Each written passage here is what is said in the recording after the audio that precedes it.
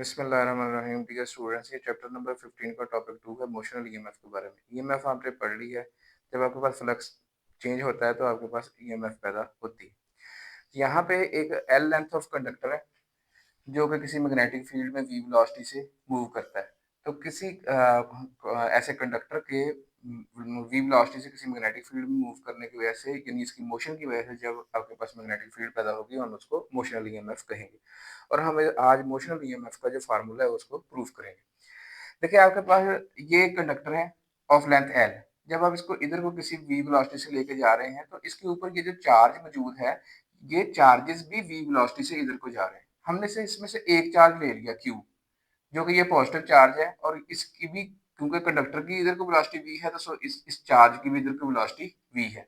सो इसके ऊपर लगने वाली मैग्नेटिक फोर्स जो है वो क्यू वी क्रॉस बी, यानी ये अपवर्ड इसके ऊपर एक मैग्नेटिक फोर्स लगेगी। अच्छा, अब वो मैग्नेटिक फोर्स जो अपवर्ड लग रही है वो कितनी है?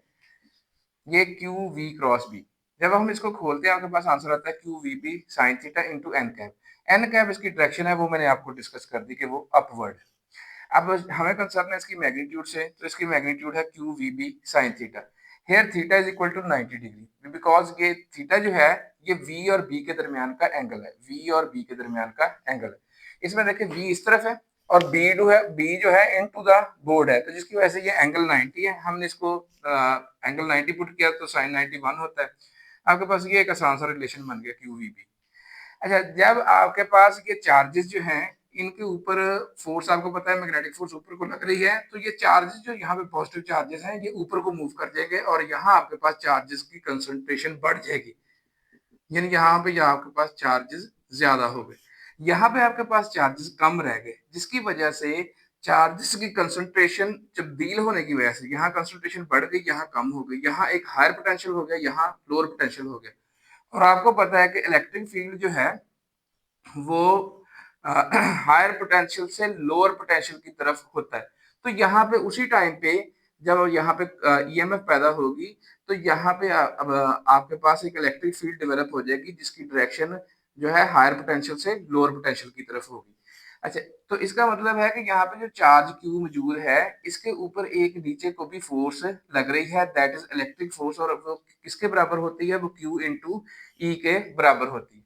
अच्छा, अगर हम तसव्वुर करें कि इसके ऊपर लगने वाली मैग्नेटिक फोर्स इक्वल है इसके ऊपर लगने वाली इलेक्ट्रिक फोर्स, जिसको हम इक्विलिब्रियम कहते हैं, ये इक्विलिब्रियम मेंटेन नहीं होगा।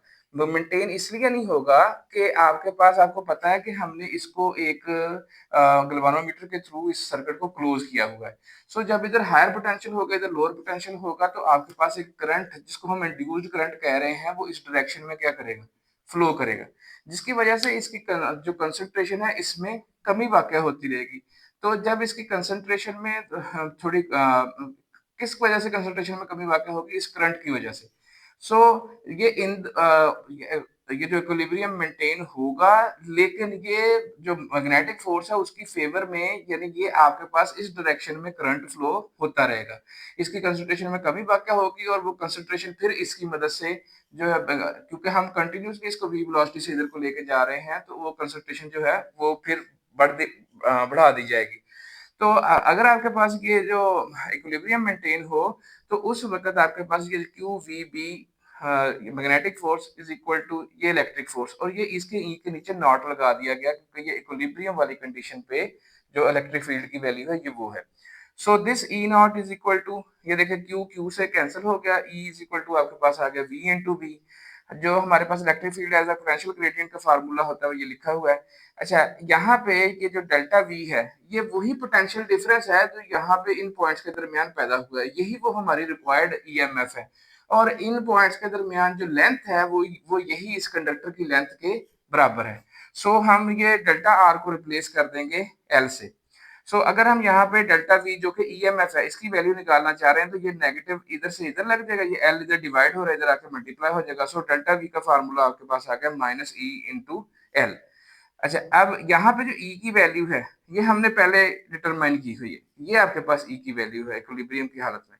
तो आपने ये बी इंटू बी यहाँ पे रिप्लेस कर दिया। सो आपके पास आपके पास जो पोटेंशियल डिफरेंस है, यानी जो इंड्यूस्ड ईएमएफ आपके पास आया वो आया माइनस वी बी एल। लेकिन आपको पता है कि हमने एंगल खुद ही से उसको 90 सिचुएशनल के तौर पे हमने उसको 90 तस्वर किया था। ये हर दफ़ा आपके पास 90 नहीं होना। सो इन जनरल जो मोशनल ईएमएफ का फ़ॉर्मूला होगा वो ये माइनस वीबीएल साइन थीटा होगा, जिसमें जो थीटा एंगल होगा ये बिटवीन वी एंड बी है, जैसा कि शुरू में ये एंगल था। फिर मिलते हैं नेक्स्ट टॉपिक के साथ। अल्लाह हाफ़िज़।